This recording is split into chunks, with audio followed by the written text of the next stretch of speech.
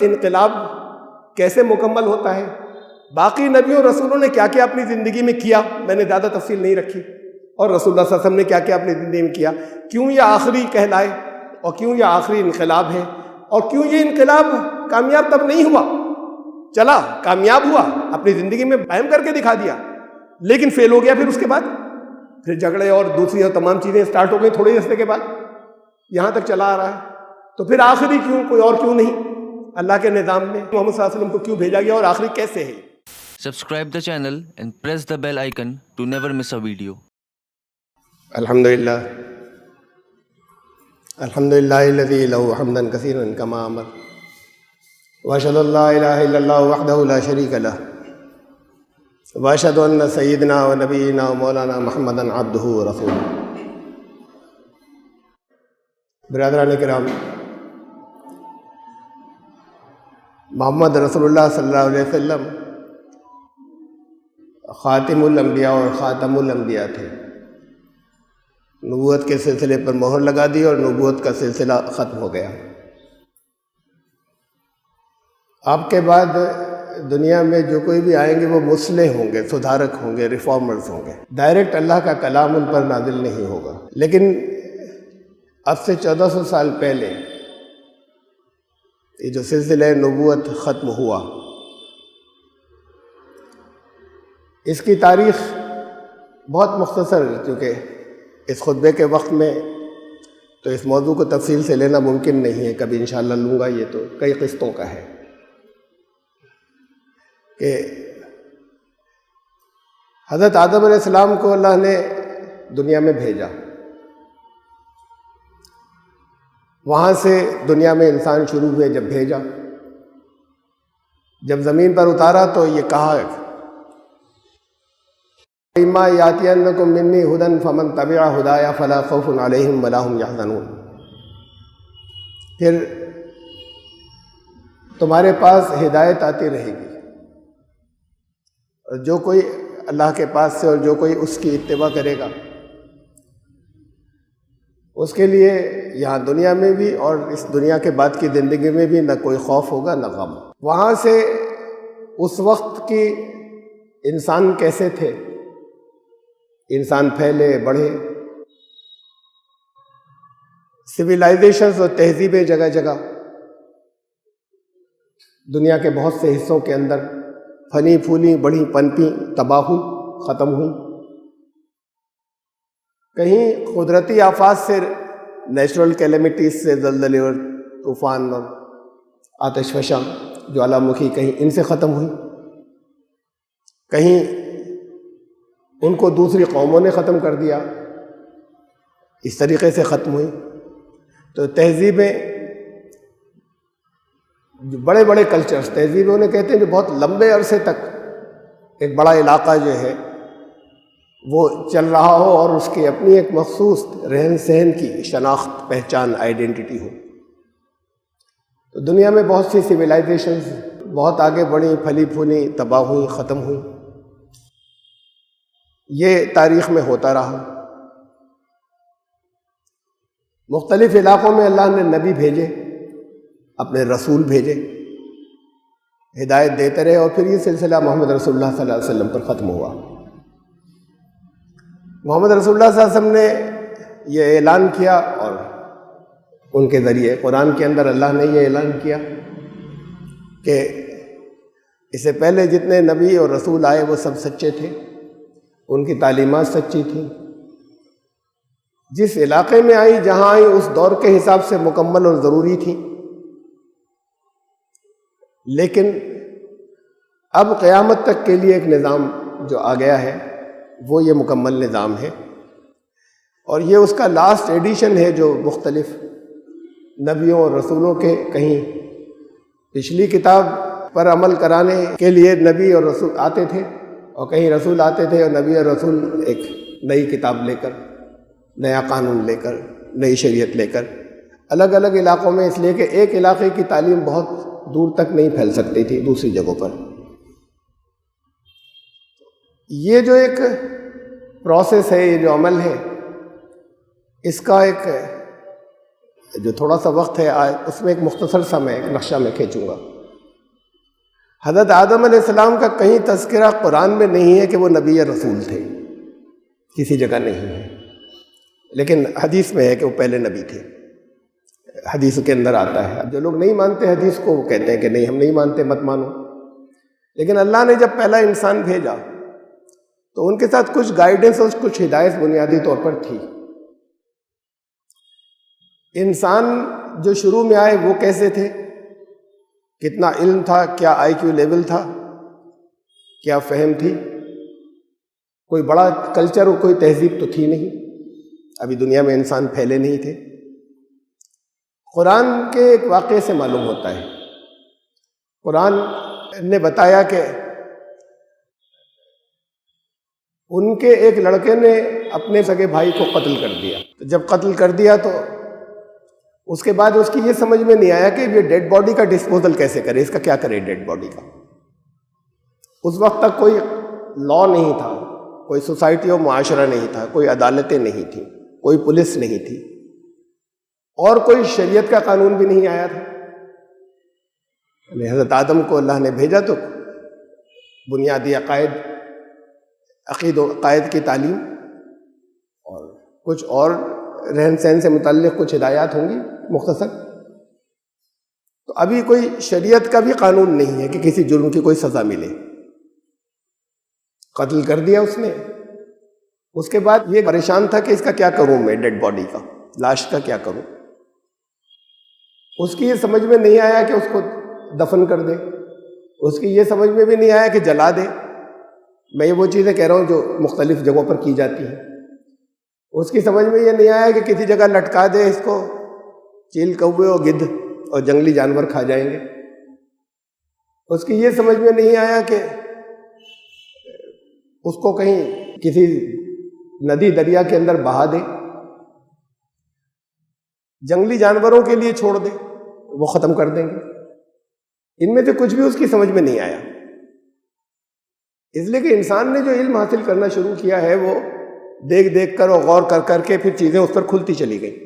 شروع کا انسان ایسا تھا، اور ان سارے حل کے علاوہ ایک اور حل بھی تھا، کچھ مت کرو، جاؤ، کہیں کوئی نہ پولیس ہے، نہ تمہیں چھپنا ہے، نہ بھاگنا ہے، قتل کر دیا، جاؤ یہاں سے، چھوڑ کر چلے جاؤ۔ یہ بھی سمجھ میں نہیں آیا، یہ بھی ایک سلوشن تھا، ایک حل تھا۔ اس کی یہ بھی سمجھ میں نہیں آیا کہ یہ میں چلا جاؤں یہاں سے۔ یہ شروع کے انسان کی انٹیلیجنس تھی یا ذہن تھا یا اس کا علم تھا، اس کا اندازہ ہوتا ہے قرآن نے جو بیان کیا ہے اس واقعے کو۔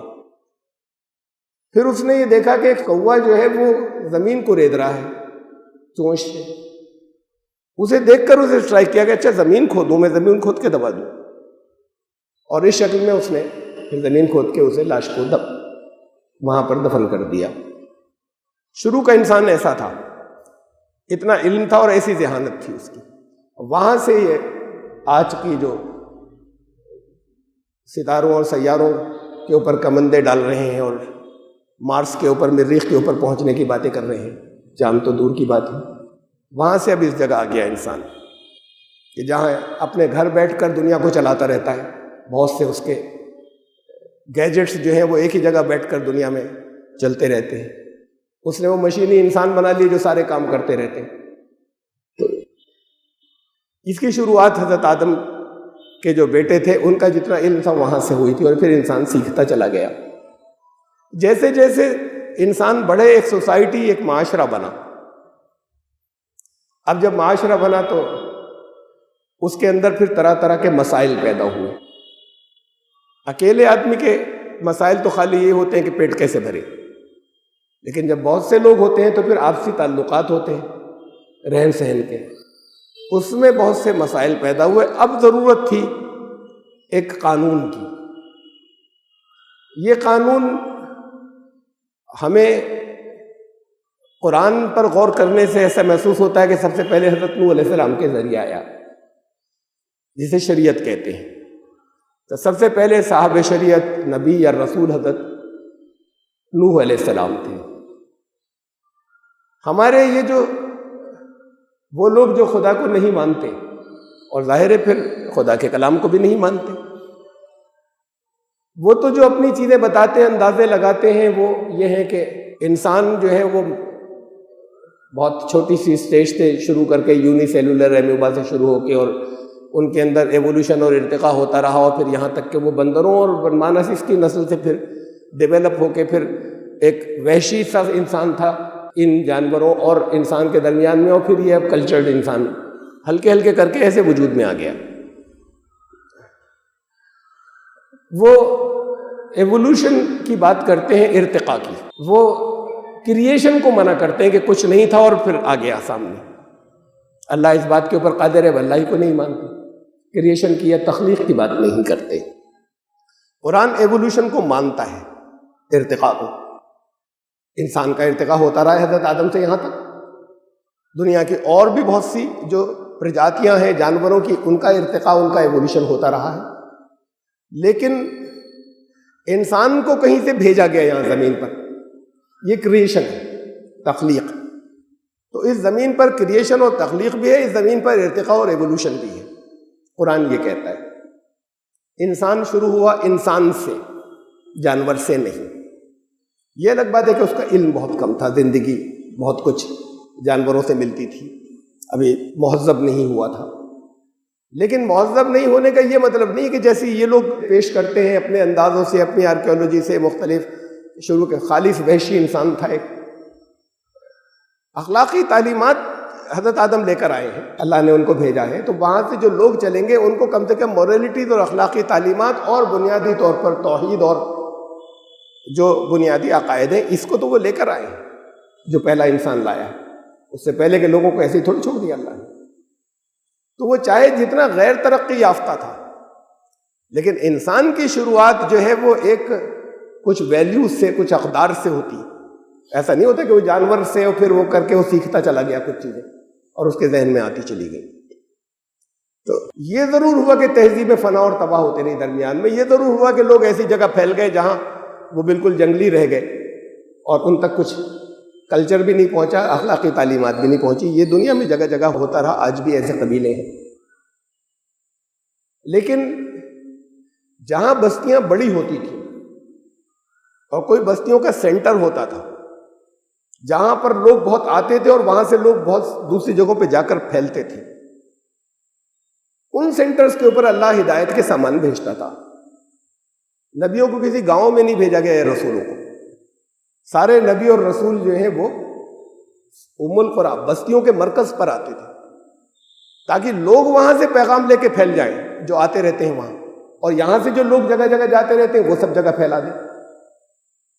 جیسے نیو دہلی ہے، یہ مرکز ہے، تو اب یہاں سے سب جگہ پر پورے انڈیا میں چیزیں پھیلتی ہیں اور سارے ہندوستان کے لوگ یہاں آتے ہیں ہر جگہ سے۔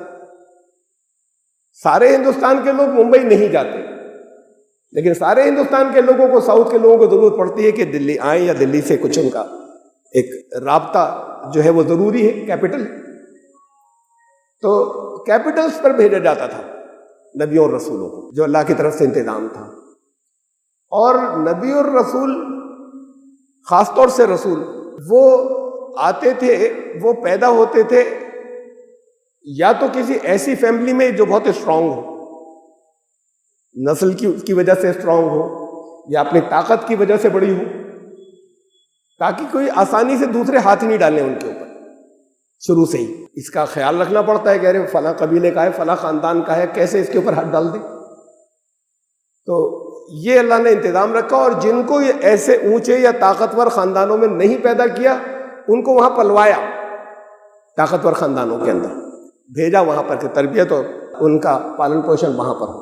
آج کی اس سیریز کے اندر میں چند نبیوں کا تذکرہ کروں گا یا رسولوں کا۔ میں بار بار نبی اور رسول لفظ بول رہا ہوں، اور یہاں پر علمی بحث کا موقع نہیں ہے۔ اس میں اور بھی آگے کی بہت سی چیزیں بغیر ثبوتوں کے کہوں گا، جن کے ثبوت میری بہت سی تقریروں میں ہیں۔ عام طور سے فرق یہ مانا جاتا ہے کہ رسول پر تو کوئی نئی کتاب آتی تھی، نبیوں پر کتاب نازل نہیں ہوتی تھی۔ نبی پچھلے رسول کی کتاب ہی کو پھیلاتے یا عمل کرتے تھے، یہ غلط ہے۔ قرآن شریف بڑی تعداد میں نبیوں کے بارے میں کہتا ہے ہم نے ان کو کتاب دی، اور بہت واضح طور پر قرآن سے یہ ثابت ہے کہ یہ فرق جو ہے یہ کہاں سے لے لیا ہے، لیکن غلط ہے۔ اصل میں فرق کیا ہے؟ زیادہ بڑا علاقہ دیا جاتا تھا رسولوں کو۔ رسول سارے کے سارے انقلابی ہوتے تھے، خالی ریفارمر نہیں ہوتے تھے کہ لوگوں کو پہنچائیں اور سمجھائیں اور بتائیں، بلکہ ایک انقلاب لانے کی تیاری کرتے تھے، لوگوں کو اکٹھا کرتے تھے، اس کے لیے ایک ٹیم تیار کرتے تھے، بڑا گروپ تیار کرتے تھے اور ایک نظام قائم کرنے کی کوشش کرتے تھے۔ اور پھر اللہ اگر اس نظام قائم کرنے کی کوشش میں جب حجت پوری ہو جائے دعوت کی جو کچھ وہ کر رہے ہیں، اور اس کے بعد پھر کوئی ان کے اوپر زیادتیاں کرتا چلا جائے حجت پوری ہونے کے بعد، تو پھر اللہ کا عذاب بھی آتا تھا، ان کی رسولوں کی مدد کی جاتی تھی۔ بستی والوں پر وہ جو ظالم ہوتے تھے ان پر اللہ کا عذاب آتا تھا۔ تو یہ رسول اور نبی میں بنیادی فرق ہے۔ میں کچھ رسولوں کا یا نبیوں کا تذکرہ کروں گا یہاں پر۔ حضرت آدم علیہ السلام کا گزر چکا کہ بہرحال رسول تو نہیں تھے، کوئی سوسائٹی یا معاشرہ ہی نہیں تھا کسی انقلاب کی بات کرتے لوگوں کو۔ اب ان سے نسل چل رہی ہے، ادھر ادھر لوگ اسکیٹر ہو رہے ہیں، پھیل رہے ہیں، درمیان میں بہت لمبے لمبے گیپ ہیں۔ ان گیپس کے بارے میں ہم واضح نہیں ہے، اندھیرے میں ہیں۔ جتنی چیز ضروری تھی ہماری ہدایت کے لیے پچھلی قوموں کے واقعات بیان کرنا، وہ قرآن نے ہم سے بیان کیے۔ بہت سی چیزیں ہمیں بائبل سے ملتی ہیں، اس میں بہت سی صحیح ہیں یا صحیح ہو سکتی ہیں، اور بہت سی اس کے اندر غلط ہیں یا فرضی ہو سکتی ہیں اور فرضی ہیں، 100% آتھینٹک نہیں ہے۔ زمانہ کون سا ہے؟ پہلے میں یہاں سے شروع کروں، حضرت آدم علیہ السلام۔ بائبل کی جو جینولوجی، یعنی یہ جو کون کتنے سال رہا، کب پیدا ہوا تھا، کتنے سال رہا، اس کا بیٹا کون تھا، وہ حضرت آدم سے لے کے یہاں تک کی ملتی ہے، حضرت عیسیٰ تک کی۔ اسے سارے محققین کہہ چکے کہ یہ غلط ہے، یہ فرضی ہے، یہ ممکن نہیں ہے۔ وہ تقریباً 7000 سال پہلے سے دنیا شروع کرتے ہیں۔ انسان اس زمین پر لاکھوں سال سے، یہ ثابت شدہ ایک آرکیالوجی کی حقیقت ہے، یہ لاکھوں سال سے انسان اس زمین کے اوپر ہے، یہ 6-7 ہزار سال سے نہیں۔ ہمیں اسکرپچر سے، خود بائبل کو ہم لے لیں، اگر مذہبی کتابیں یا اللہ کی طرف سے بھیجی ہوئی کتابیں، ان سے بھی اگر ہم دیکھیں تو اب وہ بائبل کہتی ہے کہ یا قرآن بھی، حضرت نوح علیہ السلام کی عمر 950 سال تھی، سب کی تھی اس دور میں ایسی عمریں 900,000 سال کی۔ رسول کوئی آتا تھا یا نبی آتا تھا، وہ اپنے لوگوں سے مختلف نہیں ہوتا تھا فزیکل کیریکٹرسٹکس میں، وہ تو ویسے ہی اگر 8-10 نسلوں سے کوئی لوگ دیکھتے چلے آ رہے ہیں تو ویسی دیوتا بنا لیں گے، جیسی دوسروں کی دقتیں ہوتی تھی، پریشانیاں ہوتی تھیں، ایسی ان کی بھی ہوتی تھی، جو ان کی ضرورتیں ہوتی تھی وہی دوسروں کی ہوتی تھی۔ رسول انہی میں سے ہوتا تھا، ان کی طرح کا انسان ہوتا تھا، سوائے اس کے کہ کردار اس کا بہت بلند ہوتا تھا، صاف ستھرا۔ تو اس کا مطلب اس دور میں سب لوگوں کی ایسی عمریں ہوتی تھی۔ اب ہمیں بڑے نبیوں میں یا رسولوں میں نام مل رہا ہے پھر حضرت ابراہیم علیہ السلام کا۔ حضرت ابراہیم علیہ السلام کی عمر بائبل کہتی ہے 175 سال تھی، اس کے بعد پھر اور کم، خود بائبل بتا رہی ہے، دوسرے اور بات کے رسول اور نبیوں کی اس سے بھی کم، 100 سال سے کم کی تھی عمریں۔ اس کا مطلب عمریں گھٹتی رہی لگاتار، 1000 سال سے 175 سال عمر کا اوسط ہو گیا، اس میں لاکھوں سال لگے۔ یہ کوئی 2-3 ہزار سال کی بات نہیں ہے۔ بہت سے اور ثبوت ہیں، میں ان کو یہاں نہیں رکھ رہا، کہ وہ جو ان کی جینولوجی ہے، جسے کہتے ہیں شجرہ انسان کا، حضرت آدم سے چلا آ رہا ہے حضرت عیسیٰ علیہ السلام تک، وہ غلط ہے۔ حضرت ابراہیم علیہ السلام سے پہلے کے جتنے لوگ تھے وہ پری ہسٹورک تھے، قبل از تاریخ، پتہ نہیں، بالکل صحیح نہیں معلوم ان کے بارے میں، کس دور میں آئے تھے، کیا حالات تھے، تفصیلات تھی۔ تو اب جو اور ثبوت کچھ قرآن سے ملتے ہیں ہمیں، ان کی بنیاد پر کچھ ہم نے معلوم کیا ہے اور پتہ لگایا ہے، ان ثبوتوں کی بنیاد پر کچھ کے بارے میں۔ ورنہ قرآن نے جو تاریخی پہلے نبی یا رسول تھے، حضرت ابراہیم علیہ السلام، وہاں سے تاریخ ایک دی ہے، اور وہاں سے بائبل کی تاریخ کو بھی مانا جا سکتا ہے کہ ٹھیک ہوگی، جسے ہم تاریخ کہیں کہ کون کتنے سال کے بعد ہوا، لیکن اس سے پہلے کی جو ہے ان کی فرضی ہے، سیلاب سے پہلے کی۔ دنیا ختم ہو گئی تھی، اب دنیا دوبارہ شروع ہوئی ہے، پھر اس کے اندر جب ایک دنیا بہت پھیل گئی اور تہذیبیں جگہ جگہ ہو گئی، تب حضرت ابراہیم علیہ السلام کا ظہور ہو رہا ہے، اور قرآن نے واقعات جو بتانے شروع کیے ہیں اہم نبیوں کے، وہاں سے بتانے شروع کیے ہیں، جہاں سے ہمیں دنیا میں بہت سی تہذیبیں ہیں، کسی جگہ کوئی رسول کیوں بھیجا، کس علاقے کے اندر بھیجا، اب پیغام پہنچے گا سب جگہ۔ اس کے علاوہ وقتی طور پر جہاں جہاں بھی نبی آتے رہے ان کی تفصیلات ہمیں پتہ نہیں، آئے ضرور ہر بڑی بستی کے اندر، جن کی تفصیلات ہمیں نہیں معلوم۔ حضرت آدم اور نوح علیہ السلام یہ قبل از تاریخ ہے، پری ہسٹورک، تاریخ سے، اتہاس سے پہلے کے، جس کے بارے میں ہم سالوں کا کچھ حساب نہیں لگا سکتے۔ ایریا کے بارے میں ہمیں قرآن اور حدیث میں جو کچھ بتایا، ہمارے علم والوں نے اس پر تحقیق نہیں کی تھی، اور جو کچھ لیا وہ بائبل سے لے لیا۔ عراق کے رہنے والے تھے، حضرت نوح علیہ السلام، سیلاب کے بعد کشتی جو ہے وہ ارارات پر رکی تھی۔ ارارات نام کو کوئی پہاڑی دنیا میں نہیں تھا، تو حضرت عیسیٰ علیہ السلام کے دور کے آس پاس ارارات نام رکھ لیا ایک پہاڑ کا انہوں نے، جو بائبل میں ارارات کا ذکر ہے، تو ارارات کسی پہاڑ کا نام ہی نہیں تھا۔ قرآن کہتا ہے جودی پر کشتی رکی تھی۔ اب قرآن کی بات تو ہے اوتھینٹک، اس لیے اس کو بنیاد بنا کر میں نے بہت کچھ تحقیق کی۔ حضرت آدم علیہ السلام سے لے کے حضرت نوح علیہ السلام اور ان کے درمیان میں جتنے بھی نبی آئے ہوں گے، یہ پوری ایک سیریز تھی جو آتی چلی گئی، اور یہ اللہ کی سنت ہمیں محسوس ہوتی بنی اسرائیل والے علاقے سے، اور پھر یہاں پر بھی ایسے ہوا کہ حضرت نوح کا تعلق ہندوستان سے تھا، حضرت آدم کا تعلق ہندوستان سے تھا بیسیکلی۔ تو ان کے درمیان میں کتنا لمبا عرصہ گزرا، بہت لمبا ہو سکتا ہے دونوں کے درمیان میں۔ ان کے درمیان میں نبی آتے رہے ہوں گے الگ الگ جگہوں پہ، جن کے نام نہیں دیے گئے یا نہیں بتائے گئے۔ تو یہ جو یہاں تک کا جو حصہ ہے، اس میں جب پہلی شریعت حضرت نوح علیہ السلام کے ذریعے آ رہی ہے، اور وہاں پر ایک مرتبہ حضرت نوح کے دور میں دنیا ختم ہو گئی، پھر دنیا دوبارہ سے شروع ہوئی، تو پھر ہم چیزوں کو ٹریس کرتے ہیں۔ قرآن اور حدیث کے اندر جو بہت سے ثبوت ملتے ہیں وہ ہمیں بتاتے ہیں کہ حضرت آدم تو شروع ہوئے تھے ہندوستان سے، اس علاقے سے، حضرت نوح بھی یہیں کے تھے، اس کا مطلب درمیان کے بھی سب یہیں پر تھے۔ شروع کے جتنے بھی نبی اور رسول تھے وہ یونیورسل تھے، عالمگیر، کسی ایک علاقے کے نہیں تھے۔ یہ حضرت نوح علیہ السلام تک کے، سیلاب سے پہلے تک کے، وہ عالمگیر ہوتے تھے پوری دنیا کے لیے، جن کی ایک ایک ہزار سال کی عمریں ہوں، اور جن کے قد ایسے ہوں، اس لیے کہ ایک بخاری کے اندر ایک آتا ہے کہ حضرت آدم کا قد جو ہے وہ 60 فا، یعنی یوں سمجھ لیے 60 میٹر تھا۔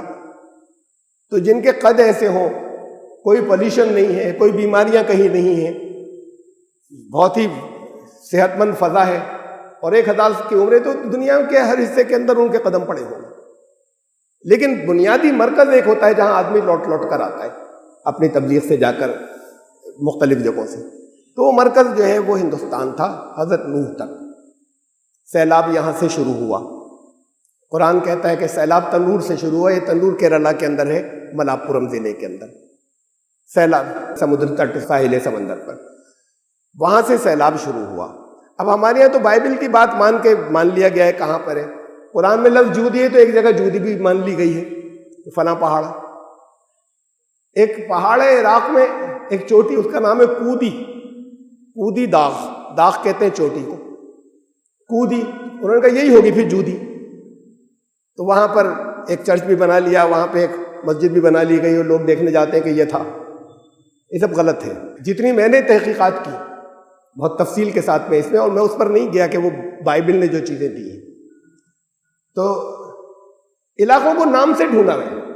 اگر قرآن نے یہ بتایا ہے کہ تنور سے شروع ہوا تھا، تو اس کا مطلب 1400 سال پہلے قرآن نے تنور نام دیا ہے، تو تنور آج بھی ہونا چاہیے، ورنہ نام نہیں دیتا، کہتا کہیں سے شروع ہوا تھا، نام نہیں دیا ہوتا، آج بھی ہونا چاہیے۔ تو تنور ملا ملاپورم میں، کیرلا میں، سمندر کے سی لیول کسی وجہ سے اونچا ہو گیا ہوگا جب اللہ کو ساری زمین کو ڈبونا تھا، اور پانی جو ہے وہ زمین کے اوپر پھیل گیا۔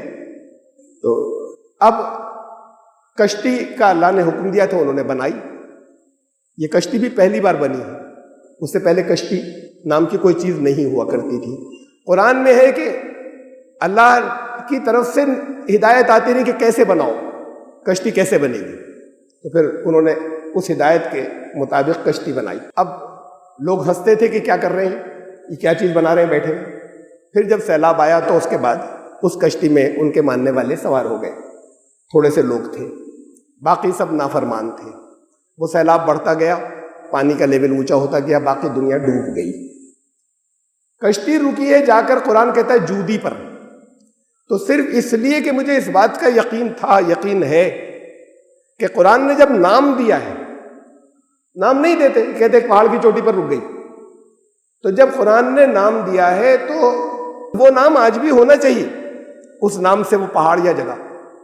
میں نے جودی کو تلاش کیا، آج کل اب تلاش کرنا ذرا آسان ہو گیا ہے پہلے کے مقابلے میں، زمین کے اوپر یہ گوگل میپ کے بعد سے، یہ تو گوگل میپ سے پہلے ڈھونڈا تھا میں نے تنور، اب جودی کو ڈھونڈا تو جودی کے نام سے ایران میں ایک جگہ مل رہی ہے، ایک چوٹی۔ یہ بھی حیرت کی بات ہے کہ وہاں پر انہوں نے آرمی لگائی ہوئی، کسی کو جانے نہیں دیتے، کیوں معلوم نہیں، کبھی بات کو معلوم ہوگا جب دنیا اسے مان لے گی کہ اس علاقے کو دیکھنا چاہیے، یہی ہوگا۔ ابھی تو طرح طرح کی کہانیاں ہیں کہ کسی نے کشتی یوں دیکھی اور یوں دیکھی اور یوں فوٹو لے لیا، سب جھوٹی ہیں، ابھی تک نہیں ملی ہے۔ یہ جو جودی ہے ایران کی ایک چوٹی، اور اسی کے باہر چونکہ سیلاب کا ذکر دنیا میں سب سے زیادہ جو ملتا ہے وہ ان ہندوستانیوں کی کتابوں میں ملتا ہے، سناتن دھرم کی کتابوں میں، ان کے بہت سے پرانوں اور دوسری اور کتھاؤں کے اندر اس سیلاب کا ذکر ہے، حضرت نوح علیہ سیلاب کا۔ اس میں ایک جگہ یہ آ رہا ہے، ان کے اسی سیلاب کا ذکر ان کے مہابھارت میں ہے۔ مہابھارت کے اندر یہ ذکر ہے کہ وہ کشتی نوبندھن پر رکی۔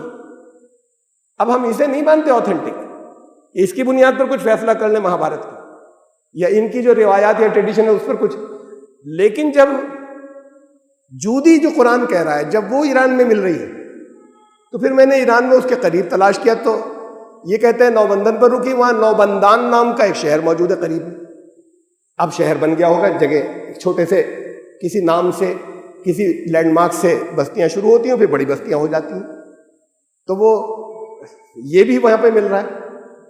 اب کیوں انہوں نے اس جودی والے حصے کو کارڈن کیا ہوا ہے آرمی سے اور کسی کو جانے نہیں دیتے، یہ میں نہیں جانتا، اور ابھی دنیا کا کوئی ان پر پریشر نہیں ہے، تو صرف میں نے کہی دنیا میں یہ بات، جب کبھی اگر اوروں کی سمجھ میں آئے تو پھر اس سے تو عیسائی دنیا بھی متعلق ہے، یہودی دنیا بھی متعلق ہے، تو آسان نہیں ہوگا کہ اس کے بارے میں کسی کو کچھ نہیں بتائیں۔ کیوں نہیں بتا رہے یہ بھی نہیں معلوم۔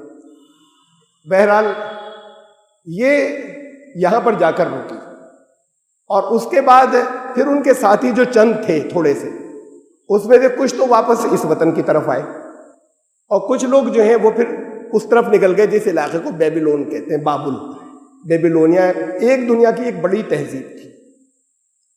اب سویلائزیشن جو ہے جتنی بھی ہم آج مطالعہ کرتے ہیں تہذیبیں دنیا کے اندر، بڑے کلچر، بڑی سبھیتائیں، یہ سب سے پرانی جو ہمیں اسکالر بتاتے ہیں، میں اس کی بات کر رہا ہوں، جو سب سے پرانی ہے اور سب سے زیادہ پھلنے پھولنے والی یا سب سے زیادہ مشہور ہیں، وہ رہی ہے میسوپوٹامیا کا علاقہ۔ اس میں عراق آتا ہے، اس کے اندر مصر کا حصہ کچھ آتا ہے، اس میں جارڈن اردن کا کچھ حصہ آتا ہے میسوپوٹامیا کے علاقے کے اندر، اور ان میں تہذیبیں تھیں۔ ایک بیبیلونین تہذیب تھی جو بہت پھولی پھلی، ایک کیلیڈین کلدانی تہذیب تھی جو بہت پھولی پھلی، اور ایسے ہی ایک ایسیرین تہذیب تھی جو بہت بڑی تہذیب بنی اس علاقے کے اندر میسوپوٹامیا میں۔ یہ سب سے زیادہ حضرت عیسیٰ سے کہتے ہیں کہ یہ 3000 سال پرانی تہذیبیں ہیں، اس سے زیادہ پرانی۔ تو اب جو دنیا پر جہاں بڑی تہذیبیں بن گئی ہیں، درمیان میں کس کس جگہ پہ اللہ نے نبی بھیجے ہمیں نہیں معلوم، بھیجے ہیں، کہا ہم نے کوئی بستی ایسی نہیں جہاں نہیں بھیجا تھا، لیکن جن کے نام قرآن نے بتائے تو حضرت ابراہیم علیہ السلام پھر اسی مرکز پر آ رہے ہیں۔ یہ جو کئی تہذیبیں ہیں، ان کا جو مرکز تھا اس پر حضرت ابراہیم علیہ السلام کو بھیجا جا رہا ہے۔ اس سے پہلے کہ حضرت نوح علیہ السلام کا جو ایک لمبا پیریڈ ہے، اس لمبے پیریڈ میں انہوں نے یہاں پر اپنی تعلیمات پھیلائیں، یہیں پر نہیں تمام دنیا میں، لیکن انسان جہاں جہاں جا کر بس گئے تھے سب نے نافرمانی کی۔ سب سے بڑا جرم تھا ان کا مورتی پوجا یا بت پرستی، جرائم تو بہت تھے، شرک۔ اب یہ شرک تو تقریباً ہر جگہ پر جہاں پر جو اللہ کا عذاب آیا یا خرابی ہوتی ہے، یا بھی عذاب نہیں بھی آیا اور جگہ جگہ جہاں بگاڑ ہوتے، شرک تو سب جگہ ہوتا ہے، لیکن ان کا سب سے نمایاں جرم تھا مورتی پوجا۔ باقی کا اتنا نمایاں نہیں تھا، مورتی پوجا بھی کرتی تھی باقی تہذیبیں۔ قرآن نے جو نام دیے ہیں اس کو میں نے تلاش کیا ان کی بہت پرانی کتابوں کے اندر، تہذیبوں کی جا کر، تو وہ یہ سب انڈین جو ہیں وہ دیوی دیوتا نکلے۔ ایک شیو تھے پرانے انڈین دیوی دیوتاؤں کے اندر اس دور کے، جس کے نام اس کو قرآن نے سوا کہا ہے، شیوا کو۔ تو ایک شیو تھے، ایک نکشتر تھے، اسے قرآن نے نصر کہا ہے، ایک یگیش تھے، ایک واسودیو تھے، یہ ہیں ان کے پرانے دیوی دیوتا، وہ بھی اسی علاقے کے ہیں یا یہیں کے اس کے اندر نام ہے ان کے۔ اب وہ تہذیب بہرحال فنا ہوئی اور تباہ ہوئی، لیکن ایک پوری مکمل شریعت آئی تھی ان کے ساتھ میں، حضرت نوح علیہ السلام کے ساتھ۔ جب سیلاب ختم ہونے کے بعد کچھ لوگ یہاں آئے، ان کو لمبی ایک عمر دی گئی تھی، ان کے 950 سال کے درمیانی حصے میں دنیا کو ختم کیا گیا تھا، اور پھر دنیا اب دوبارہ شروع ہو رہی تھوڑے سے لوگوں سے۔ اس میں اس کا مطلب سب سے پرانی تہذیبوں میں سے ایک تو ہندوستان کی ہے، انڈین سویلائزیشن، اور کچھ لوگ ادھر گئے سومیریا کے علاقے میں، سومیرین، بیبلونین اور ایسیرین جو تہذیبیں ہیں وہی میسوپوٹامیہ کا، کچھ لوگ اس علاقے میں گئے جو اس میں سے کشتی میں سے اتر کے کچھ ادھر پورب کی طرف آ گئے، کچھ پچھم کی طرف نکل گئے، تو لوگ تھوڑے سے بہت نہیں تھے کہ ساری دنیا میں پھیلتے۔ اب یہ جو وہاں پھیلے ہیں تو بڑی تہذیبیں ایک وہاں پہ بنی، ایک بڑی تہذیب یہاں بنی۔ اس علاقے کے اندر تو ایک دفعہ اللہ نے بہت دنوں تک ایک نبی اور رسولوں کا سلسلہ رکھا تھا، اب بات کو جو حضرت نوح کے ساتھی تھے وہ اپنی چیزیں بتاتے اور پھیلاتے رہے اور دوبارہ اسی تعلیم کی اشاعت کرتے رہے جو اللہ نے حضرت نوح علیہ السلام کو دی تھی، اور وہ لوگ بھی ادھر کرتے رہے، لیکن لوگوں نے اسے بھی انکار کیا۔ بڑی بڑی تہذیبیں جو بنی، اب ان تہذیبوں کے مرکز پر بھیجا جا رہا ہے۔ قرآن نے واقعات یہاں سے بتائے ہیں حضرت ابراہیم علیہ السلام سے، اس لیے کہ یہ پہلے تاریخی نبی تھے، اس سے پہلے کے لوگ تاریخی نہیں تھے۔ ان کے بارے میں کچھ تحقیقات کر کے ہم بہت کچھ معلوم کر سکتے ہیں علاقوں کے بارے میں، ان علاقوں کے بارے میں، ان کے کلچر کے بارے میں، تو اس لیے قرآن نے یہاں سے لیا ہے جو کچھ بھی لیا ہے۔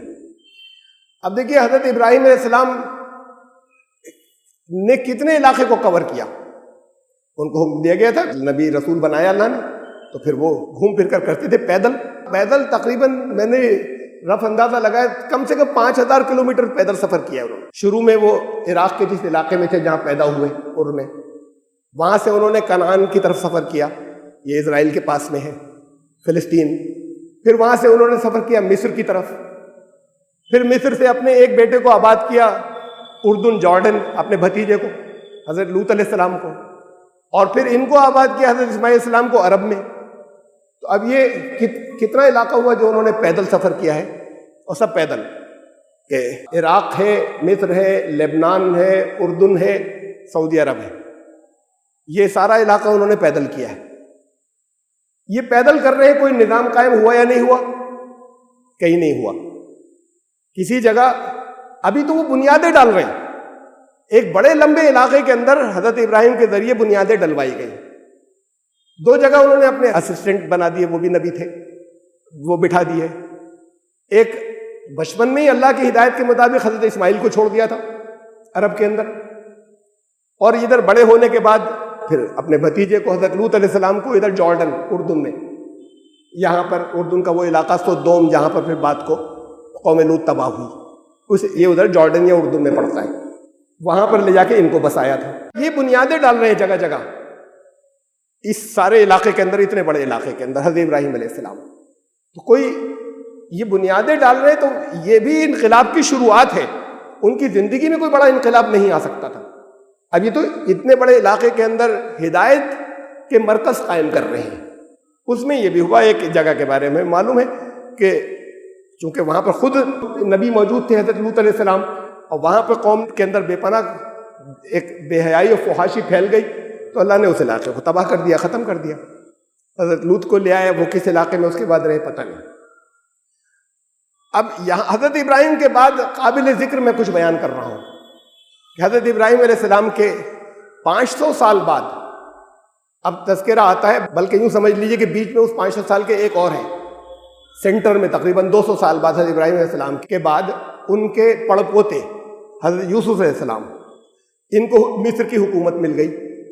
ایک پوری تاریخ ہے کہ کیسے ملی، وہ تاریخ بھی بڑی انقلابی تاریخ ہے کہ ایک چھوٹا سا ایک بچہ، اس کو کیسے ان کے سارے بھائی خلاف ہو گئے جتنے بڑے تھے، جان سے مارنے کی کوشش کی، اللہ نے مصر میں بھجوایا، مصر کے بازار میں بیچے گئے، ان کو ایک منسٹر نے خریدا، اس کے ہاں بڑے ہوئے، وہیں پر اللہ نے ان کو نبوت اور رسالت دی۔ پھر وہاں جو کچھ ہوا اس کے نتیجے میں ان کو جیل بھیج دیا گیا، کافی لمبے عرصے جیل میں رہے، اور اس کے بعد پھر یہ نظام اللہ نے ایسا بنایا، یہ تربیت چل رہی ہے ان کی، حضرت یوسف علیہ السلام کی، یعنی ان سارے مراحل سے گزر کر کامیابیاں آئی ہیں۔ ایسے نہیں مل گئی کہیں کامیابی، ایک زندگی کا ایک بڑا حصہ ایسے گزرا اور اس میں وہ ثابت قدم رہے لگاتار. اور پھر وہ مصر کے، ان کو کئی منسٹریز ان کو دے دی گئیں مصر کے اندر. وہ فائنینس منسٹر بھی ہیں اور وہ فوڈ منسٹر بھی ہیں اور کئی طرح کی منسٹری. اس کے علاوہ پاورفل اتنے کہ وہ جو چاہتے تھے وہ وہاں کا شاہ کرتا تھا. اتنے اسٹرانگ وہ منسٹر تھے کہ کئی منسٹریز تھیں اور سب کچھ وہ مانتا تھا. تو اب وہاں قحط پڑا، انہوں نے اس کا پورا مینجمنٹ کیا. ایسے مینجمنٹ کیا کہ نہ صرف یہ کہ وہاں کے لوگ بھوکے نہیں رہے، بلکہ دور دور کے علاقوں سے لوگ غلہ لینے کے لیے آنے لگے. وہ مینجمنٹ تو ایک بڑے علاقے کے اندر وہاں پر انہوں نے اکانومک سسٹم جو ہے وہ دکھایا، معاشی نظام، کہ کیسے کوئی تباہی آنے سے پہلے انتظامات کیے جاتے ہیں. یہ اللہ نے ان کے ذریعے وہاں پر کروایا. اور ظاہر ہے کہ جب وہ اتنی پاورفل پوزیشن میں پہنچے تو وہاں انہوں نے دعوت بھی دی. وہاں پر انہوں نے اسلامی نظام جو کچھ بھی تھا وہ حضرت صحف ابراہیم کی بنیاد پر قائم کیا. کیونکہ ہمیں جیل میں ملتا ہے کہ جیل میں وہ قیدیوں سے کہہ رہے ہیں کہ میں اپنے باپ ابراہیم اور اسحاق و یعقوب، میں تو ان کی تعلیم کے اوپر ہوں کہ خدا ایک ہے، یہ ان سب کو چھوڑو تم، یہ جن کی تم پوجائیں کرتے ہو. قیدیوں نے مان لیا. تو پھر یہ تو قید میں کر رہے ہیں، پھر جب پاور آ گئی تو ظاہر ہے کہ پورے ملک میں انہوں نے مصر کے اندر اسلام پھیلایا، جس کی تفصیلات ہمیں قرآن نے نہیں دی. اب پاور بھی تھی ان کے پاس، شاہ ان سے بہت متاثر تھا، ان کی ہر بات جیسے وہ چاہتے تھے ویسے ہوتی تھی. اب ایک بادشاہت آ رہی ہے یہاں درمیان میں ایک نبی کی. حضرت ابراہیم کے 500 سال بعد، یہ بیچ میں ہوئے حضرت یوسف، حضرت ابراہیم کے 200 سال بعد یوسف ہوئے، اور ان کے 300 سال بعد پھر ایک بادشاہت آ رہی ہے حضرت موسیٰ علیہ السلام کو. یہ بھی انقلابی تھے ایک فوجی کمانڈر، پہلے معمولی سپاہی تھے، کمانڈر ہو گئے. حضرت موسیٰ دور آ رہا ہے حضرت موسیٰ کا، حضرت ابراہیم کے 500 سال کے بعد حضرت موسیٰ علیہ السلام کا دور آ رہا ہے. حضرت موسیٰ غلام قوم میں پیدا ہوئے، غلامی چلی آ رہی ہے صدیوں سے بنی اسرائیل کی. لیکن اللہ کو جب کسی کو رسول بنانا ہوتا ہے تو اس کو پاورفل گھرانے میں پلواتا ہے. تو خود جب وہ وہاں پیدا نہیں ہوئے تو اللہ نے ایسا انتظام کیا کہ وہ فرعون کے گھر میں پلے. اس سے کیا ہوتا ہے کہ ساری سیاست معلوم ہوتی ہے، چالیں معلوم ہوتی ہیں رولرز کی. دوسرا کوئی آسانی سے ہاتھ نہیں ڈال سکتا باہر کا آدمی، اندر تو جو بھی سازشیں چلے، باہر کی پبلک ہاتھ نہیں لگا سکتی. یہ اللہ نے ان کو وہاں پلوایا اور وہاں تربیت کی حضرت موسیٰ علیہ السلام کو. اب حضرت موسیٰ کے ذریعے بنی اسرائیل کو آزاد کرانا تھا. یہ بھی ایک بہت بڑا انقلابی قدم تھا جو صدیوں سے غلامی میں چلے آ رہے تھے. یہ آزاد ہونے کے لیے تیار نہیں تھے کہ مارے جائیں گے. ان کو پہلے تیار کیا، وہاں دعوت دیتے رہے، وہاں کچھ مسجدیں جو ہے لوگوں کے گھروں میں بنائیں. قرآن کہتا ہے کہ وہ تم اپنے گھروں میں پڑھ لیا کرو، نماز یا عبادت کر لیا کرو. اور پھر ان کو لے کر وہ نکلے، اور جس شکل میں نکلے، ایک بڑی قوم کو جس کی تعداد لاکھوں میں ہے، وہ چل رہی ہیں، فرعون کی فوجیں پیچھا کر رہی ہیں. اللہ نے فرعون کے لشکر کو غرق کیا. اب ان کی ساری زندگی اس میں گزر گئی کہ لوگ ان کی نافرمانی کرتے تھے. وہی بنی اسرائیل جن کو چھڑا کر لائے. لیکن جب وہ کچھ فیصلہ کرتے تھے کہ سختی کے ساتھ میں، تو سب چپ ہو جاتے تھے، مانتے تھے ان کی بات. اس لیے کہ دیکھا تھا انہوں نے کہ معجزے دیکھے تھے، یہ دیکھا تھا کہ اللہ نے تو فرعون تک کو ہلاک کر دیا ان کی وجہ سے. تو لگاتار ان کی تاریخ حضرت موسیٰ کے ساتھ رہے کہ نافرمانیاں کرتے رہے، لیکن پھر کوئی فیصلہ کرتے تھے، سزا بھی دیتے تھے تو سب چپ ہو جاتے تھے، اور سزا ان کی امپلیمنٹ کی جاتی تھی. لے کر جا رہے تھے اسرائیل کی طرف ان کو حضرت موسیٰ علیہ السلام. اس میں 40 سال لگے، اس لیے کہ پہلے پہنچ جاتے، لیکن انہوں نے نافرمانی کی اور نہیں مانا انہوں نے کچھ. اللہ نے کہا تھا کہ جاؤ لے لو، بستی میں چلے جاؤ. انہوں نے کہا کہ صاحب بستی میں بڑے تگڑے لوگ ہیں، ہم لڑیں وڑیں گے نہیں ان سے، وہاں تو جنگ ہو جائے گی. تو پھر اللہ نے کہا 40 سال بعد پہنچو گے تم. اس 40 سال سے ذرا سا پہلے حضرت موسیٰ علیہ السلام کو اللہ نے بلا لیا. یعنی انقلاب کی تکمیل ان کے ہاتھوں نہیں ہوئی، کمپلیشن ان کے ہاتھوں نہیں ہوا، لیکن اس کی بنیادیں ڈالی، تیار کیا، قوم کو تیار کرتے رہے. اب ان کے کمانڈر تھے طالوت، انہوں نے ان کو مقرر کیا اپنی جگہ کہ تم لوگ اب ان کا حکم ماننا. اور پھر ان کی فوج میں ایک کمانڈر جو تھے، اب تو وہ ایک طریقے سے مطلب چیف آف دی آرمی ہو گئے جو، لیکن اب ان کی کمانڈ میں اللہ نے پھر دیا حضرت طالوت کی، اور انہوں نے پھر جالوت کو قتل کیا، اور اس کے بعد پھر یہ حکومت ہی نہیں ملی. تو اللہ نے اس طریقے سے حضرت یوسف کے بعد اب ایک دوسری حکومت آ رہی ہے. حضرت موسیٰ اس کا سارا دور اس کی تیاری میں لگا اس انقلاب کی. اب ایک دوسری حکومت قائم ہوئی حضرت داؤد علیہ السلام کے ذریعے. وہ اسرائیل اور فلسطین اور اس کے آس پاس کے کچھ علاقے ہیں. بڑی شاندار حکومت تھی, بہت پاورفل تھی. حکومت تو یہاں تھی, اثرات وہاں تک تھے, یمن تک. یہ ملکہ سبا وہاں کی رہنے والی تھی, یمن کی, تو اثرات وہاں تک پہنچتے تھے. ان کی حکومت, حضرت اس کے بعد ان کے صاحبزادے حضرت سلیمان علیہ السلام کی حکومت. اس حکومت کے اندر بڑا ہیومن ڈیولپمنٹ بہت ہوا. یہ کشتیاں وغیرہ اور پھر سمندر سے فوج بنانا اور تجارت کرنا یہ انہوں نے شروع کی. وہ جو قرآن کہتا ہے نا کہ ہوا ان کے تابع تھی, تو وہ یہ نہیں تھا کہ ہوا سے کہے تو رک جا تو رک گئی. ان سے کہا الٹی بہنا شروع ہو جائے تو ویسٹرنی ویسٹ چل رہی, پچھادیاں چل رہی, ان کا پروائی چلو تو رک کے اس میں پروائی چلنی شروع ہو گئی. یہ مطلب نہیں ہے اس کا. ہوا ان کے تابع تھی. وہ بادبانی کشتیاں انہوں نے بنائی تھی کہ وہ ہوائیں تو سارے جہازوں کو ڈبو دیتی تھی. کچھ لوگ بالکل ہی چپو سے چلاتے تھے, کشتیاں الٹ جاتی تھی جب ہوائیں کے رخ بدلتے تھے. تو پھر انہوں نے بادبانی کشتی کا پورا نظام قائم کیا, جس سے ہواؤں کو کنٹرول کر لیا کہ ہوا چاہے جدھر سے جا رہی ہو اس کا اینگل بدلا اور پھر تجارت شروع ہو گئی اس سے. اللہ نے لوہے کو ان کے لیے نرم کر دیا. اس کا مطلب پھر انہوں نے آئرن کا پہاڑوں کو نرم کر دیا. پہاڑوں میں غار بنائے, پہاڑوں میں سے نکال کر راستے بنائے, لوہے کے ہتھیار ڈیولپ جو کچھ کیے, ذرا بختر, یہ سب حضرت داؤد علیہ السلام کے دور میں ہوا. اور حضرت سلیمان کے زمانے میں اور زیادہ یہ مادی ترقی میٹیریل ہوئی. اب یہ ساتھ میں یہ لوگ رسول نبی بھی ہیں. حضرت داؤد علیہ السلام رسول ہیں, حضرت سلیمان علیہ السلام بھی نبی ہیں. اللہ نے کتاب نازل کی ہے, پاور ہے ساتھ میں, تو پھر لوگ سارے جو ہیں ایمان والے ہیں اس علاقے کے. پاور بھی ہے, ورنہ پاور میں رہ نہیں سکتے تھے اگر سارے لوگ ایمان والے نہیں ہوتے. تو ایک علاقے کے اندر یہ پھیلا. حضرت یوسف کے بعد مصر میں بادشاہت, یہاں اسرائیل میں بادشاہت, ایک دوسرے نبی کی اور رسول کی. اور حضرت سلیمان کی پھر یہ تیسری. یہ درمیان میں حضرت موسیٰ کا دور گزرا. انہوں نے بنیادیں رکھی ہیں دوبارہ اس بادشاہت کی جو آ جائے, یعنی طاقت کی. اب حضرت داؤد علیہ السلام کے بعد پھر حضرت داؤد علیہ السلام کے تقریباً 1000 سال کے بعد حضرت عیسیٰ علیہ السلام آ رہے ہیں بنی اسرائیل کے اندر. اب بنی اسرائیل دنیا میں جگہ جگہ پھیلے ہیں, کہیں پٹے ہیں بہت, کہیں ان کو بالکل ایسا کر دیا گیا. نبوکدنضر شاہ تھا, اس نے اینٹ سے اینٹ بجا دی, پورے سب کو پکڑ کے لے گیا, پوری قوم کو غلام بنا کے بیبیلونا یا بابل لے گیا, اور وہاں 50 سال قید کے اندر رکھا, ان سے غلامی کے کام لیتا رہا. اور پھر ایرانی شاہ تھا کہ خسرو, سائرس دا گریٹ, اس کو روس بھی کہتے ہیں, اس نے پھر ان کو نجات دلوائی. اب یہاں ایک ایرانی کلچر بھی آگے جا رہا ہے. وہ اتنا بڑا تھا کہ اس کے مقابلے کا کوئی دوسرا نہیں تھا, اور ابھی بھی اتنی بڑی سلطنت کم کسی کی معلوم ہوتی کہ کسی کی اتنی بڑی رہی ہوگی, لیکن بہت عادل تھا. قرآن نے اس کی تعریف کی ہے. اور پھر جو لوگ کہتے ہیں کہ ذوالقرنین وہ تھا, میں ان کی بات کر رہا ہوں, پتہ نہیں. تو یہ جو اب درمیان میں نے ایرانی کلچر کی بات نہیں کی, اتنا اور کر دوں. ایرانی کلچر جو ہے, ایرانی تہذیب, ایرانی کلچر جو ہے یہ بھی بہت پرانا ہے, اور ان کی پاور بہت زمانے تک رہی ہے, ابھی حضور صلی اللہ علیہ وسلم کے دور تک, بیچ میں ذرا سے گیپ کے کو چھوڑ کر. یہ بھی ایک بڑی سویلائزیشن تھی. اس کے اندر حضرت زرتشت آئے. قرآن نے جن کا ذکر کیا ہے حضرت زرتشت کا نہیں کیا, لیکن ان کے اندر زرتشت آئے, یہ ہمیں تاریخی طور پر معلوم ہے. مجوس کا ذکر کیا ہے قرآن نے, مجوسی جو اور ایک بڑی قوم کی حیثیت سے ذکر کیا مجوس کا کہ بڑی قوم. تو یہ تو اس علاقے کے اندر تھی. زوروسٹرینس, زرتشتی جو ایران کے اندر تھے. یہ کب کے تھے؟ اندازہ ایسا ہوتا ہے کہ جب جتنی میں نے ساری چیزوں کو سامنے رکھ کے غور کیا, سیلاب کے بعد, یہ تو وہیں ایران میں تھا نا, کچھ وہاں پر رکے, کچھ بابل گئے اور کچھ یہاں واپس آ گئے. تو یہاں پر یہ کلچر اور تہذیب بڑی جو ہے وہ ایرانی قائم ہوئی ان لوگوں سے جو سیلاب کے بعد وہیں پر کچھ رک گئے تھے.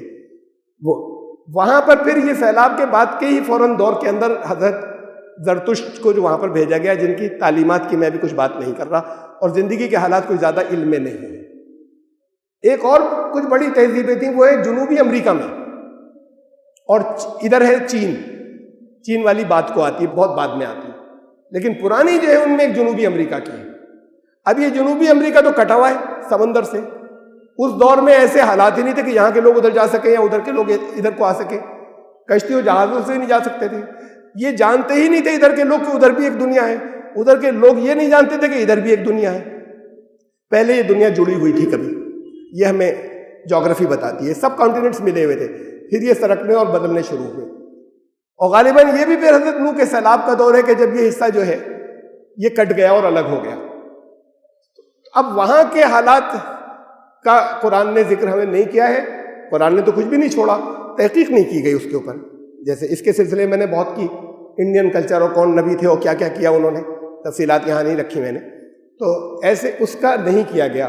وہاں پر بھی تہذیب چلی آ رہی ہے. ایک ان کا تہذیب تھی اور اس کے بعد ایک مایا تہذیب, دو مشہور تہذیبیں, ایک حضرت عیسیٰ سے 1500 سال پرانی اور ایک حضرت عیسیٰ سے 500 سال پرانی. یہ 1000 سال میں بڑی بڑی کچھ تہذیبیں وہاں ہمیں ملتی ہیں. ان میں بھی نبی رسول ہوں گے, ہم نہیں جانتے. لیکن یہ علاقہ مرکز و سینٹر رہا ہے لگاتار نبیوں اور رسولوں کا تھرو آؤٹ, جس کے اندر مصر ہے, جس میں شام ہے, جس میں عراق ہے, جس میں اردن ہے, جس میں سعودی عرب ہے, جس میں لبنان ہے. یہ سارا علاقہ, یمن بھی سٹا ہوا ہے, جڑا ہوا ہے, اس لیے یمن بھی آ جاتا ہے. یہ پورا علاقہ جو ہے بہت بڑی بڑی تہذیبوں کا سب سے اینشنٹ یہ مرکز رہا. اس مرکز پہ اللہ نے رسول بہت بھیجے اور نبی بہت بھیجے اور الگ الگ حصوں کے اندر بھیجے. مدین کے اندر, میدان کے اندر اسی بیچ حضرت موسیٰ کے کچھ دور کے بعد حضرت شعیب علیہ السلام کو بھیجا. ان کی بستی بھی خراب ہو گئی, جرائم تباہ ہو گئی. جرائم کیا کیا تھے ہم حضرت عیسیٰ تک آ رہے, پھر میں بات اپنی ختم کروں گا یہاں, اور پھر ایک کم سے کم میں اور رسول اللہ صلی اللہ علیہ وسلم تک لائیں, پھر کیسے یہ ایوولوشن اور ارتقاء ہوا یہ میں سمیٹ کروں گا اگلی مرتبہ. درمیان میں تہذیبیں آتی رہیں, وہ تہذیبیں ایسی تھیں جو فنا بھی ہوئی, تباہ بھی ہوئی. اس میں علاقہ جو ہے وہ میدین کا ہے. میدین یہ جو ہے یہ ادھر تبوک کے اور شمال میں تھوڑا سا پڑتا ہے, سعودی عرب میں ہے. یہ یہاں پر ایک تہذیب جو تھی, حضرت شعیب علیہ السلام تھے, تجارت میں بے ایمانی کرتے تھے, بزنس میں بہت بے ایمانیاں کرتے تھے. ہر آدمی بے ایمان ہے, ٹھگتے تھے دوسروں کو. انہوں نے بہت سمجھانا چاہا, پھر اللہ نے اس بستی کو تباہ کر دیا. ایک قوم عاد کا ذکر ملتا ہے, یہ یمن میں تھی, یمن کے پاس. عمان جو ہے, یمن نہیں عمان کے اندر قوم عاد, یہ وہاں پر بڑی تہذیب تھی. اس کو بھی اللہ نے تباہ کیا. یہ ان کا بڑا جرم تھا, ڈاکے بڑے ڈالتے تھے. شرک تو سب کرتے تھے لیکن یہ ڈاکے ڈالتے تھے اور ساری قوموں کو لوٹتے تھے, جتنی گزرتی تھیں ان کو وہ لوٹتے تھے. تو ٹیرر بن گئے تھے سب کے لیے. پھر ان کو اللہ نے تباہ کیا. قوم سمود کا ذکر ملتا ہے قرآن میں, جنہیں اللہ نے تباہ کیا. صالح علیہ السلام کو بھیجا گیا تھا ان کے پاس. یہاں کیا تھا, کچھ بڑے بڑے زمیندار جاگیردار تھے, کچھ انہوں نے سب پر کنٹرول کر لیا تھا پوری بستی کو. پانی کی بڑی ضرورت تھی وہاں پر, پانی کے کنویں جتنے تھے وہ تو سب قبضے میں تھے ان کے, یہ بڑے بڑے جو لوگ ہیں. باقی لوگوں کے جانور ہی مر جائیں گے اگر پانی نہیں پئیں گے. باقی لوگوں سے وہ ٹیکس وصولتے تھے, یہ ہیں ہمارے. ایک بھی ان کے لیے نہیں چھوڑا تھا غریبوں کے لیے, باقی ساری بستی غریب تھی. حضرت صالح علیہ السلام کو اللہ نے بھیجا, جب وہ نہیں مانے پھر اللہ نے اس قوم کو تباہ کر لیا. یہ مدینے اور تبوک کے بیچ میں پڑتی ہے صالح علیہ السلام کی بستی, جو قوم سمود ہے. دیکھیے علاقوں کو میں بیان کر رہا ہوں کہ یہ علاقے کون کون تھے. سارے یہ سارے علاقے جتنے ہیں وہ یہ ہیں, اور یہی وہ سارا علاقہ ہے جو ہماری آج کی ہسٹری کہتی ہے کہ دنیا کی سب سے پرانی اور سب سے بڑی تہذیبیں اس علاقے میں پنپی. آج دنیا کی سارے لوگوں کی لڑائیاں اس علاقے کے اندر ہیں, ان کی آپس میں ہیں. بڑی طاقتیں ایک دوسرے کو کھینچا تانی کر رہی ہیں, وہ بھی اسی علاقے کے اوپر سارا زور کیوں لگائے ہوئے, کہیں اور کیوں نہیں لگاتے اتنا زور. کچھ ہے اس کے اندر, اس کو کنٹرول کرنا جو ہر ایک چاہتا ہے. سویلائزیشن تہذیبیں بھی یہاں پہ تھی, نبی رسول بھی بڑی تعداد میں جن کا ذکر اللہ نے کیا وہ یہاں آئے گئے تو سب جگہ. اب حضرت عیسیٰ علیہ السلام آتے ہیں. حضرت عیسیٰ کے دور میں آتے آتے یہودیوں نے قانون کی بڑی سختیاں لاتی تھی اور اس کے اندر اپنی شیخیں جوڑی تھی, دین کو بڑا سخت کر دیا تھا کہ عمل کرنا ہی ناممکن ہو جائے. وہ جو شریعت تھی اس کو اتنا ان کے بیچ کے علماء نے اتنا سخت کر دیا تھا, فردی قانون بنا. حضرت عیسیٰ کے ذریعے اللہ نے ریلیکسیشن کیا, غریب لوگوں کو انہوں نے سمجھایا کہ ان کے خلاف تمہیں ریوولٹ کرنا ہے. خود بڑی جرت والے آدمی تھے, انقلابی تھے, لیکن کل 3 سال ملے ان کو. 3 سال بعد اللہ نے اٹھا لیا انہیں. ابھی دور انکمپلیٹ ہے ان کا, پھر آئیں گے, دور جاری ہوگا ان کا. اس انقلاب کو آخری درجے پہ پہنچانے کے لیے جس کو شروع کرنے آئے تھے, اور جس کا ایک بڑا حصہ یہ تھا کہ محمد رسول اللہ صلی اللہ علیہ وسلم کی بشارت دی تھی انہوں نے کہ وہ آئیں گے. اب پھر ان کو جو دوبارہ حضرت عیسیٰ علیہ السلام آئیں گے اور اپنا وہ دور پورا کریں گے تو اس بشارت کو ایک آخری انجام تک لے جائیں گے جو بشارت انہوں نے تب دی تھی. تو ان کا دور نامکمل رہا, لیکن بڑے انقلابی کام کیے اس 3 سال میں انہوں نے حضرت عیسیٰ, اور ابھی دور باقی ہے ان کا. پھر ان کے 550 سے 600 سال کے بعد محمد رسول اللہ صلی اللہ علیہ وسلم تشریف لاتے ہیں, جب 2 بڑی امپائر تھے اسی علاقے کے اندر. ایک بائزنٹین امپائر رومنس, یہ ان سے 500-600 سال سے چلی آ رہی تھی، بڑھ گئے تھے بہت. یہ یورپ یہاں سے شروع ہوا، ان کا سینٹر تھا یہ ترکی، اور آدھا یورپ ان کے پاس تھا، اور ان سے بہت بڑی تھی ایک پرشین امپائر. وہ جو تھی یہ ایرانی تہذیب چلی آ رہی تھی. یہ سپر پاورز تھی دنیا کی. ان سپر پاورز سے تھوڑا سا الگ ایک بیکورڈ جگہ کے اوپر، بہت ہی ایسی جگہ پہ جہاں سب سے زیادہ جاہل لوگ تھے، وہاں محمد رسول اللہ صلی اللہ علیہ وسلم کو ایک ایسی بستی میں بھیجا جاتا ہے کہ چاروں طرف سے لوگ آتے ہیں، بات سب جگہ پہنچ جائے یہاں سے. ایسی جگہ پر بھیجا گیا، بڑے خاندان میں، تاکہ لوگ آسانی سے ہاتھ نہیں ڈال سکیں وہاں کے لوکل. اب یہاں سے انقلاب کیسے مکمل ہوتا ہے، باقی نبیوں رسولوں نے کیا کیا اپنی زندگی میں کیا، میں نے زیادہ تفصیل نہیں رکھی، اور رسول اللہ صلی اللہ علیہ وسلم نے کیا کیا اپنی زندگی میں کیا، کیوں یہ آخری کہلائے، اور کیوں یہ آخری انقلاب ہے، اور کیوں یہ انقلاب کامیاب تب نہیں ہوا. چلا کامیاب ہوا، اپنی زندگی میں قائم کر کے دکھا دیا، لیکن فیل ہو گیا. پھر اس کے بعد پھر جھگڑے اور دوسری اور تمام چیزیں سٹارٹ ہو گئی تھوڑے عرصے کے بعد، یہاں تک چلا آ رہا ہے. تو پھر آخری کیوں، کوئی اور کیوں نہیں اللہ کے نظام میں. یہ یہاں پر ابھی پیچھے کی بھی کچھ چیزیں رہ گئیں. ابھی تو میں نے آپ کے سامنے ایک تصویر رکھی تھی، اور اس کو آخری شکل دینے کے لیے محمد صلی اللہ علیہ وسلم کو کیوں بھیجا گیا اور آخری کیسے ہے. انشاءاللہ زندگی رہی تو آئندہ جمعہ اور اس کے اوپر میں دوں گا. یہ موضوع بہت بڑا ہے، کئی گھنٹوں کا ہے، جہاں میں ساری تہذیبوں کے بارے میں ذکر کرتا اور بتاتا، جس کا وقت نہیں تھا. لیکن اللہ نے چاہا تو ایک بہت مختصر سا ایک خاکہ آخری کیوں اور یہ انقلاب مکمل کیسے ہوا یہاں پر آ کے، اسے کیوں مکمل کہا جائے گا. پھر یہ انشاءاللہ پھر میں آئندہ مرتبہ اگر زندگی رہی تو تذکرہ کروں گا. بارک اللہ لنا و لکم فی القرآن العظیم انہ تعالی جواد کریم ملک.